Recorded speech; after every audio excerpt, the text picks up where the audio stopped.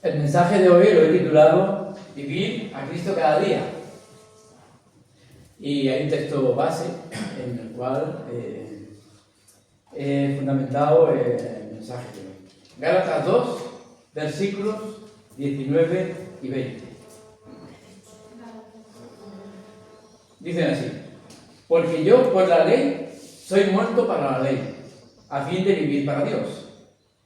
Con Cristo estoy juntamente crucificado, y ya no vivo yo, mas vive Cristo en mí. Y lo que ahora vivo en la carne, lo vivo en la fe del Hijo de Dios, el cual me amó y se entregó a sí mismo por mí.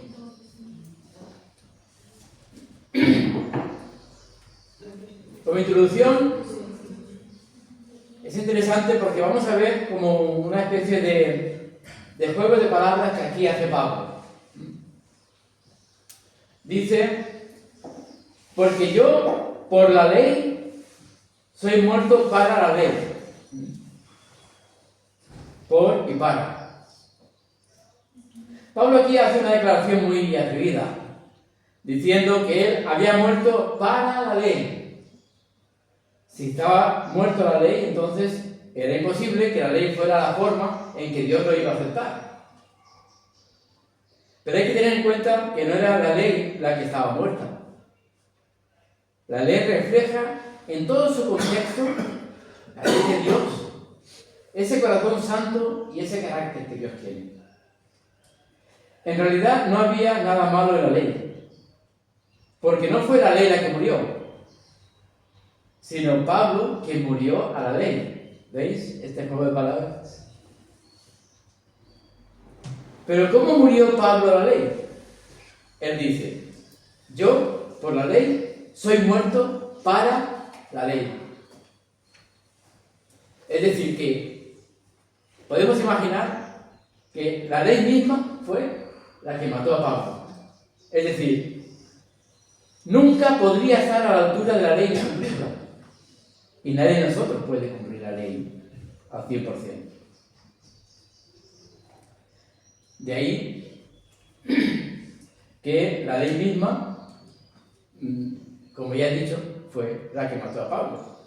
Y durante mucho tiempo antes de que Pablo conociera a Jesús, pensaba que Dios lo iba a aceptar debido a que estaba guardando la ley.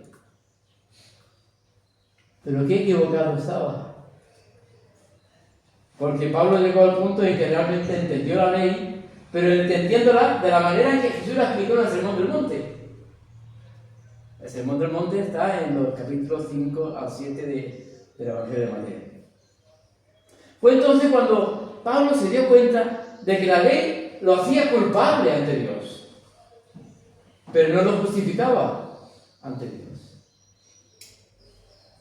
Este sentimiento de culpa ante Dios, podemos decir, entre comillas, que mató a Pablo y le hizo ver que guardar la ley no era la respuesta. El problema con algunos judaizantes que estaban de parte de Jacobo era que no pensaban ni vivían como si estuvieran muertos a la ley. Para ellos todavía estaban vivos bajo la ley y creían que guardar la ley era lo que los haría ser aceptados por Dios. Pero qué equivocado estaban. Pero estos judaizantes no solo vivían bajo la ley, sino que también querían que los gentiles vivieran bajo la ley como ellos. Y muy claramente el apóstol Pablo, en Gálatas capítulo 2, nos dice en los versículos del 11 al 14, qué es lo que ocurrió allí.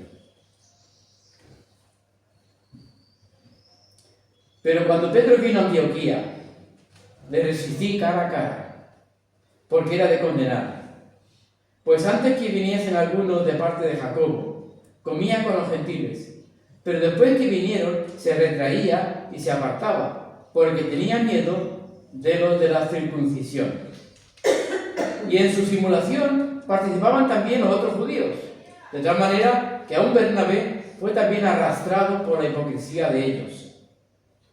Pero cuando vi que no andaban rectamente conforme a la verdad del Evangelio, dije a Pedro delante de todos: si tú, siendo judío, vives como los gentiles y no como judío, ¿por qué obligas a los gentiles a judaizar?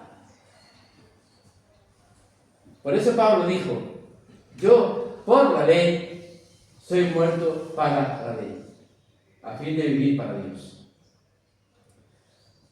De ahí que cuando Pablo murió a la ley, entonces él pudo vivir para Dios. Fue entonces. Mientras aún trataba de justificarse a sí mismo ante Dios mediante el cumplimiento de la ley, estaba como muerto. Pero hasta que no murió la ley, pues no pudo vivir para Dios. Ya he dicho al principio que es como un juego de palabras. La verdad espiritual es que mientras estamos enchufados a nuestro orgullo, a nuestro control, a nuestra voluntad, Cristo no puede gobernarnos plenamente. Morir al yo es decir que no todo gira en torno a mí, que no siempre tengo yo la razón de todo, que ya no reacciono como antes, porque morir al yo muchas veces se ve en nuestro callar cuando podemos seguir, o en perdonar cuando podríamos exigir al otro. Sin embargo, perdonamos. Con Cristo estoy juntamente crucificado. Aquí Pablo nuevamente anticipó una pregunta de aquellos que no estaban de acuerdo con él. Le decían: Pablo, ¿cuándo moriste a la ley? Te vemos vivo, ¿cómo que ha muerto la ley? Pero él se alegró de responder: con Cristo estoy juntamente crucificado. Morí a la ley cuando Jesús murió por mí en la cruz. Murió en mi lugar en la cruz. Así que, como si yo estuviera en la cruz, como si yo moría ahí también con él en la cruz. Él murió y yo morí a la ley cuando él murió por mí en la cruz. Ya no vivo yo, mas vive Cristo en mí. Por eso es, queridos hermanos y hermanas, desde que morimos con Cristo en la cruz, tenemos una vida diferente. Nuestra antigua vida, vivida bajo la ley, está muerta. Ahora estamos vivos para Jesucristo. Y Jesús está vivo en nosotros. Por eso Pablo pudo decir: mas Cristo vive en mí. Pablo se dio cuenta de que en la cruz se produjo un gran intercambio. Le dio a Jesús su vieja vida de tratar de ser justo ante Dios según la ley y fue crucificado en la cruz. Entonces Jesús le dio a Pablo su vida. Fijaros vosotros en eso. Es algo realmente grande, ¿no? Porque Cristo vino a vivir en él. Así que la vida de Pablo ya no era suya. ¿Le pertenecía a quién? A Jesucristo. Pablo ya no era dueño de su propia vida, ¿verdad? Esa vida vieja ya murió. Ahora tenía la nueva vida que Jesús le dio. Lo que ahora vivo en la carne, lo vivo en la fe del Hijo de Dios. Pablo solo pudo administrar la nueva vida que Jesús le dio por fe. Uno no puede vivir la nueva vida que Jesús da sobre la base de la observancia de la ley o de la religión. ¿Cuántos religiosos tenemos hoy en día? Uno solo puede vivir por fe. Vivir esa vida cristiana en este mundo por fe. Cuando Pablo dijo: ahora vivo en la carne, no quiso decir que vivió una vida crónicamente pecaminosa. Sabemos que todos tenemos una naturaleza caída. Sabemos que todos tenemos una naturaleza pecadora, pero por el término carne, Pablo no entiende los vicios manifiestos de Gálatas, que luego los veremos. A cada pecado lo suele llamar por sus propios nombres: adulterio, fornicación, etcétera, etcétera. Pero por carne, Pablo entiende lo que Jesús quiso decir en el 3er capítulo de Juan. ¿Lo que ha nacido de la carne? Carne es. Carne, ¿qué significa? La naturaleza del hombre. Incluye la razón, los instintos del hombre. Esta carne, dice Pablo, no se justifica por las obras de la ley. Y aquí estamos entrando en otro aspecto de nuestra vida y de nuestra fe. La fe se conecta tan íntimamente con Cristo que Él y tú podéis llegar a ser como una sola persona. ¿Por qué? Porque el Hijo de Dios, el cual me amó y se entregó a sí mismo por mí, dijo Pablo, es en la fe que él vivía. No era la fe en la ley, ni fe en lo que podía hacer él, ni ganar o merecer, sino era la fe del Hijo de Dios, el cual, dice Pablo, me amó y se entregó por mí. De ahí que, por muchas obras que hagamos nosotros, nunca podremos alcanzar la salvación. Antes, la relación de Pablo con Dios se basaba en lo que él podía hacer por Dios, porque su fe estaba basada en sí mismo, ¿no? Pero ahora, el fundamento era lo que Jesucristo había hecho por él. Ahora, su fe estaba basada en Jesús. Y es la fe en la que nosotros tenemos que basarnos también, en Jesús. Pablo encontró una persona maravillosa en quien poner su fe. Era una persona que lo amaba. Era una persona que demostró ese amor cuando se entregó a sí mismo por Pablo. ¿Y sabéis qué? También se entregó Jesús por cada uno de nosotros. Dice, el cual me amó. Pablo pudo entregarse con confianza a Jesús, debido al amor que Jesús había demostrado en el pasado. Amó, se entregó. Fue en la cruz donde el amor de Dios y de Cristo se manifestó de una vez por todas y de una manera increíble. En la cruz. Decía Lutero, ¿la ley me amó alguna vez? ¿Se sacrificó la ley alguna vez por mí? ¿La ley murió alguna vez por mí? Al contrario, la ley me acusa, me asusta, me vuelve loco, decía Lutero. Alguien más me salvó de la ley, del pecado y de la condenación a la vida eterna. Ese alguien es el Hijo de Dios, a quien sea la alabanza y la gloria por los siglos. Esta es la cita de Lutero. Hoy en día vivimos en la era de las redes sociales. Son muchos los que muestran una vida que no siempre es real. Si tú vas a las redes sociales, seguramente que todos aquí estamos en las redes sociales. Pero no sé decir qué cantidad y qué porcentaje de gente en las redes sociales muestra una vida que no es real. Con filtros, con poses, con apariencias. Tremendo, tremendo. Así también ocurre con la fe. Podemos aparentar una vida cristiana los domingos, pero vivir otra vida muy distinta de lunes a sábado, eso no es fe. Vivir a Cristo no es una imagen externa. Vivir a Cristo es algo interno que se manifiesta externamente. Vivir a Cristo es morir al yo. Y aquí vamos a lo que Jesús también nos decía. Jesús llama a todos los que quieran seguirlo a hacer lo que Él hará. Ya era suficientemente malo para los discípulos escuchar que Jesús sufriría. El apóstol Pedro, ¿no? que nada de esto te acontezca. No vayas a Jerusalén, que no queremos que mueras. Apártate de mí. Apártate de mí. Que eso que estás diciendo no viene del Padre. Entonces vemos que Jesús les dice a sus discípulos que cada uno se niegue a sí mismo, tome cada día su cruz y sígame. Cuando Jesús dijo estas palabras, todos sabían a qué se refería Jesús. Todos los oyentes sabían perfectamente que en el mundo romano, antes de que un hombre muriera en la cruz, tenía que llevar su cruz al menos esa viga horizontal de la cruz, ese palo, al lugar de la ejecución. Cuando los romanos crucificaban a un criminal, no solo lo colgaban en una cruz, primero hacían que él llevara eso hasta el lugar donde iba a ser crucificado.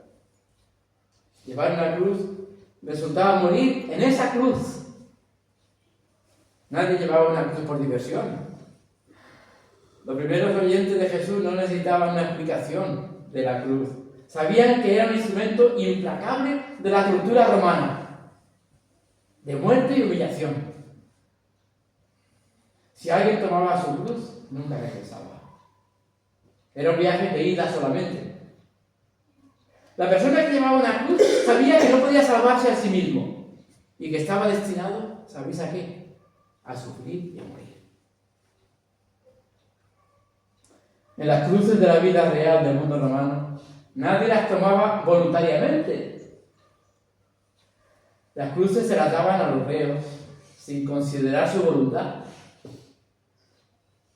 Pero aquí Jesús dice que aquellos que lo siguen deben tomar su cruz voluntariamente. Negarse a sí mismo significa vivir como una persona centrada en los demás. Jesús fue la única persona que hizo esto perfectamente. Por eso nosotros tenemos que seguir sus pasos. Tome su cruz cada día. Jesús dejó en claro que hablaba espiritualmente cuando añadió las palabras cada día. Nadie podía ser crucificado literalmente todos los días, ¿no? Eso quiere decir que cada día debemos tener la misma actitud que Jesús tuvo.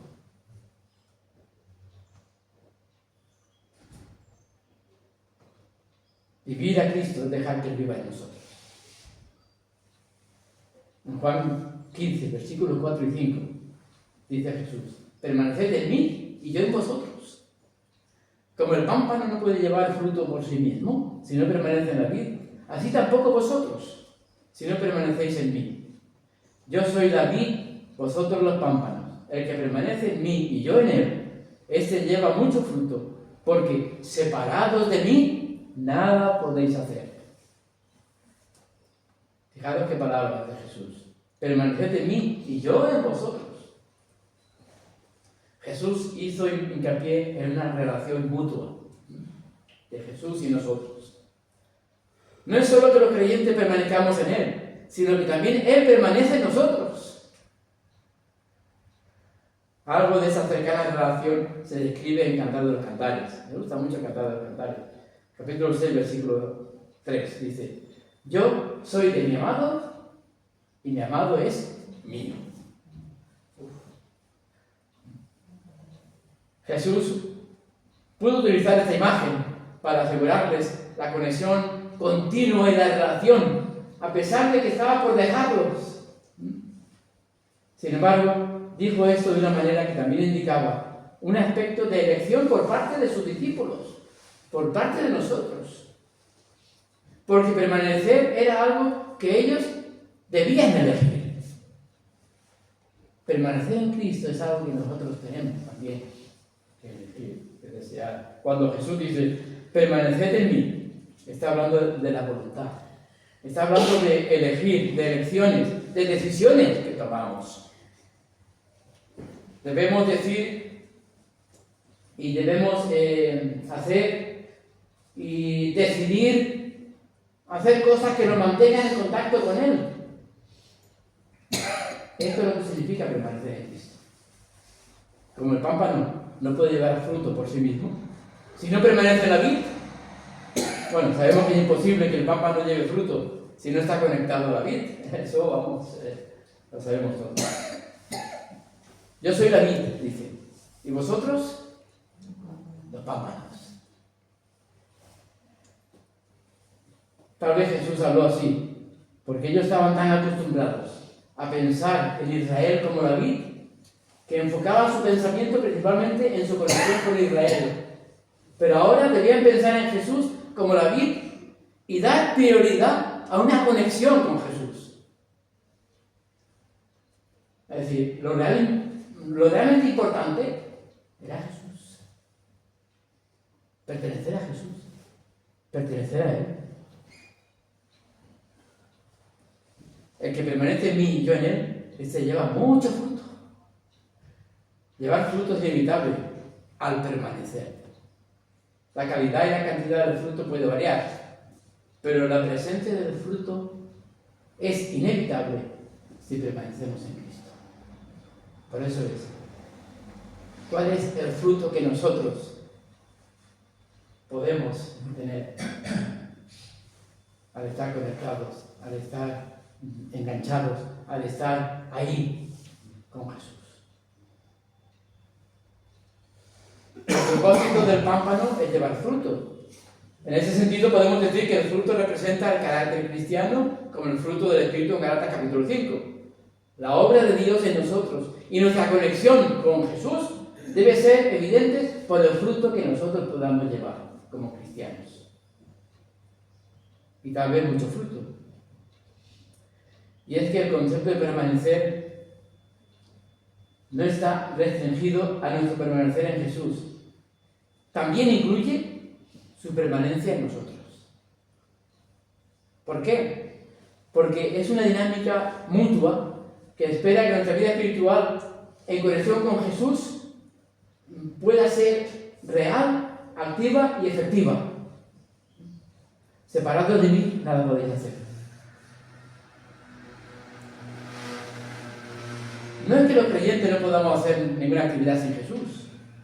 Podemos estar activos sin Jesús. Hay gente que lo hace así, que sin Jesús pues hace cosas.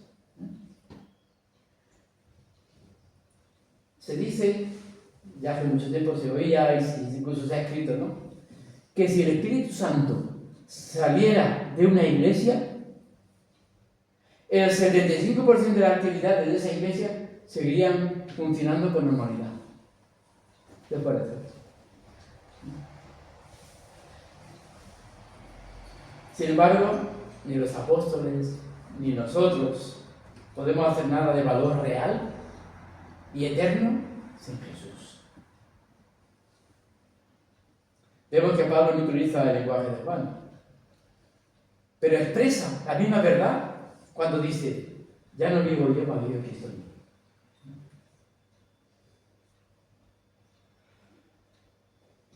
Y tenemos que ser guiados por Él. ¿Verdad que muchas veces, y quisiera tomar ahora mismo el ejemplo de un GPS? Ya está, el GPS ya lo tenemos muy ya acostumbrado a cómo funciona. El GPS en ningún momento decide el destino al cual queremos ir. Solo nos sirve de guía.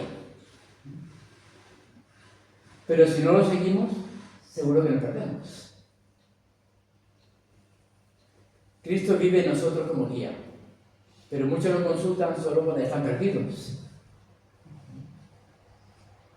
¿Verdad que muchas veces antes de tomar decisiones con respecto al trabajo, a las relaciones, al uso del tiempo u otros temas, preguntamos primero, a ver si me equivoco? A lo mejor me equivoco en algo, pero no mucho.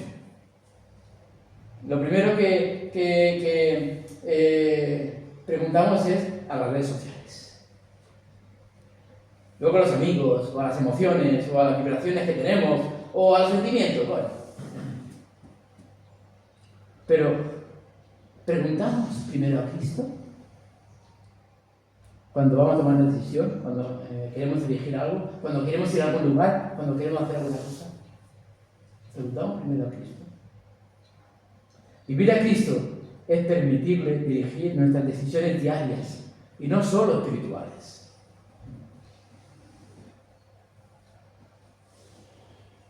No hay que hacer una diferencia entre lo espiritual y lo que hacemos cada día nosotros.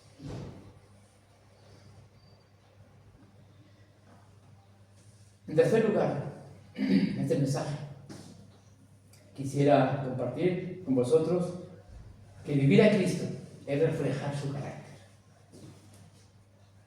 En Gálatas capítulo 5, versículos 22 y 23, encontramos el fruto del Espíritu, el cual es amor, gozo, paz, paciencia, benignidad, bondad, fe, mansedumbre, templanza. Contra tales cosas no hay ley. Lo contrario de los frutos del Espíritu son las obras de la carne, ya lo sabemos. Y la verdad es que las obras de la carne parecen abrumadoras, tanto en nosotros como en nuestro alrededor. A veces parece que no somos capaces de deshacernos de algunas de las obras de la carne, ¿no? Pero Dios es lo suficientemente bueno y suficientemente grande como para cambiar todo con el fruto del Espíritu. El fruto del Espíritu siempre puede conquistar las obras de la carne.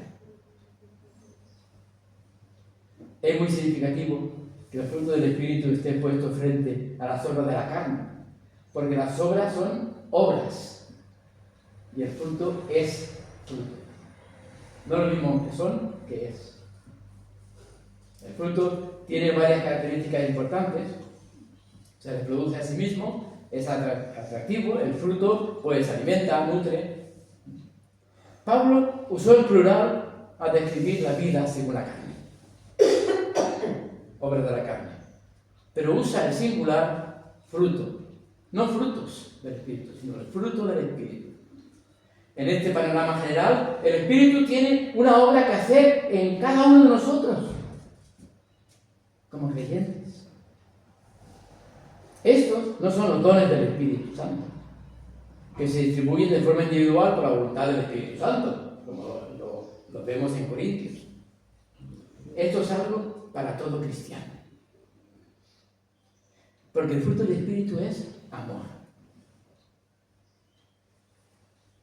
Conviene que el amor sea lo primero que se mencione, porque abarca a todo lo demás, el amor. E incluso se puede decir que los siguientes 8 términos del fruto del Espíritu solo describen cómo es el amor en acción. Es decir, que Pablo quizás habría sido suficiente mencionar solo el fruto del amor, porque el amor abarca todos los demás frutos.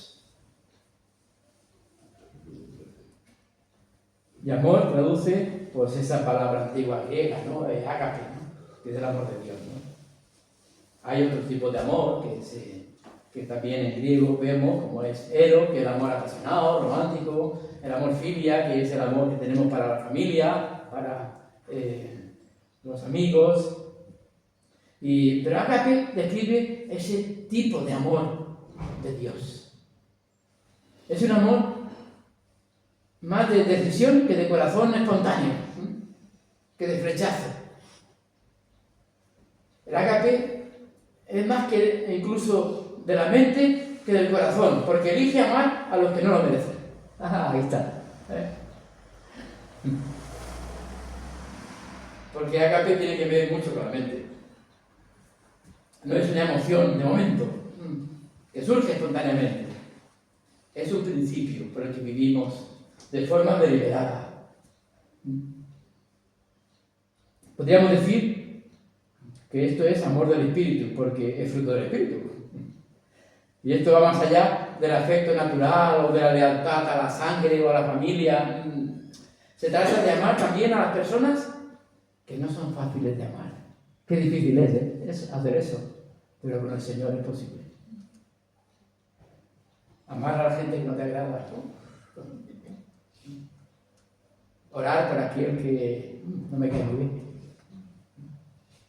Qué difícil es, pero con el Señor es posible. También es útil comprender que las obras de la carne, a la luz de este amor del Espíritu, vemos que cada obra de la carne es una violación o una perversión del amor. El adulterio, la fornicación, la inmundicia, la lascivia son falsificaciones del amor entre las personas. La idolatría y la hechicería son falsificaciones del amor de Dios, del amor a Dios. Y esas enemistades, pleitos, celos, iras, contiendas, disensiones, herejías, envidias y homicidios, todo eso es opuesto al amor de Dios y al amor que Dios quiere que tengamos. Las borracheras, las orgías, son tristes intentos de llenar un vacío que solo el amor del Señor puede llenar. Contra tales cosas no hay ley. Pablo escribió con ironía, no hay ley. Ciertamente no hay ley contra el amor. Y luego sigue Pablo, ¿no? Como ya he leído antes, ¿no? Amor, gozo, paz, paciencia, benignidad, bondad, fidelidad, mansedumbre, templanza. Pero más aún, si una persona tiene ese fruto del Espíritu, no necesita la ley, porque ya la cumple, si tiene al Señor. Y por eso tenemos que ser como la luna. La luna sabemos que no tiene luz propia, refleja la luz del sol. Nosotros no somos Cristo, pero estamos llamados a reflejarlo. ¿Dónde? Donde estemos, donde vivamos, donde vayamos. A veces hay personas que van a un lugar que nadie los conoce. Como nadie me conoce, puede hacer lo que quiera, en el sentido de la sobra de la carne. Bueno, si reflejamos la luz del sol, allí donde estemos, aunque nadie nos conozca, podemos ser luz y sal para este mundo. Y cuando otros murmuren, pues tú edifica. Cuando otros se alteren ahí, pues tú respondes con mansedumbre. Que esas cosas, el fruto del Espíritu, va a llamar la atención más que 1000 sermones. La gente no lee la Biblia, pero va a leer nuestra vida todos los días. Por eso es que vivir a Cristo es obedecerle en todo. En Juan 14:21 dice: el que tiene los mandamientos y los guarda, ese es el que me ama. El que me ama será amado por mi Padre. Pero antes de esas palabras Jesús también dijo: vosotros conoceréis que yo estoy en mi Padre, y vosotros en mí, y yo en vosotros. ¡Qué maravilla!, ¿no? Esto será por medio del Espíritu Santo, que conoceremos una vida de relación, de comunión y de unión entre Dios y el Padre, Dios el Hijo, y nosotros como sus seguidores. Y esta unión está marcada por el conocimiento de la voluntad de Dios. El que tiene mis mandamientos, por el conocimiento de la voluntad de Dios, así es. Pero también estará marcada por el cumplimiento de la voluntad de Dios, el que lo guarda. Y esta unión estará marcada por el amor del que me ama. El que conoce, el que guarda, el que me ama. Igualmente, esta unión estará marcada por esa recepción de amor con Dios el Padre. Será amado por mi Padre, dice Jesús. Esta unión está marcada por esa revelación de Jesús mismo que dijo: y me manifestaré a Él. Que Jesús se me manifieste a mí. Soy un privilegiado. Consideraros privilegiados. Y esta relación es una experiencia hoy y ahora. No para el futuro, sino para ahora.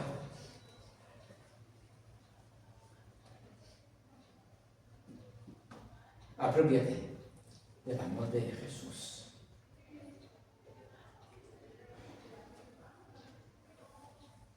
Obedecer demuestra que Cristo es el que gobierna. Por eso es que en la vida encontraremos muchos actores que interpretan un papel mientras están en el cielo. Pero nosotros no debemos ser como esos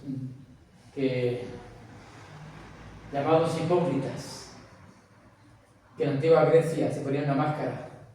Entonces decían ser lo que no eran. ¿Por qué? Porque nosotros no somos actores interpretando un papel. Nosotros somos creyentes viviendo una realidad. del amor de Dios en nuestras vidas. Vivir a Cristo no es solo venir a la iglesia y ya he cumplido. Vivir a Cristo es día tras día, hora tras hora. Vivir a Cristo es que todo el mundo que nos conozca vea a Cristo en nosotros. Y a partir de ahora, que puedas tú, me estás escuchando, decir como Pablo, para mí, el vivir es Cristo. Hermanos y hermanas, que así sea, que se nos bendiga. Amén.